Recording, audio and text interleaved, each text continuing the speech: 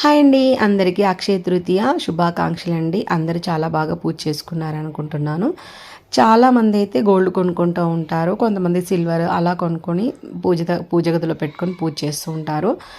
నాకైతే నేను last time కొనుక్కున్నాను, నాకైతే ఏమి ఇంప్రూవ్మెంట్ లేదు. సో అది కాదు ముఖ్యం అని అనిపించింది నాకు. అసలు ఏంటంటే మనం ఈ పూజ కంటే ముఖ్యంగా మనము కొంతమందికి దానం చేయడం అనేది చాలా ముఖ్యమైన విషయం అయితే నేను తెలుసుకున్నాను అనమాట.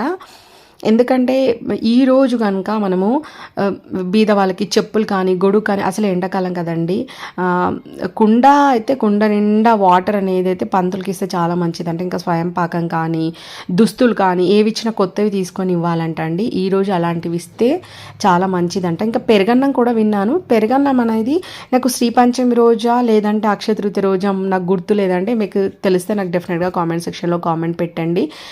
ఈ పూజ అనేది మనసుకి సంతృప్తిగా ఉండడం కోసం, ఓకే నేను సాటిస్ఫాక్షన్ కోసం నేను ఇంత చక్కగా పూజ చేసుకున్నాను, మన మనసుకి హ్యాపీగా ఉంచుకోవడం కోసమే తప్ప ఇదన్నిటికంటే ముఖ్యంగా మనం దానం చేయడం అనేది చాలా ముఖ్యము.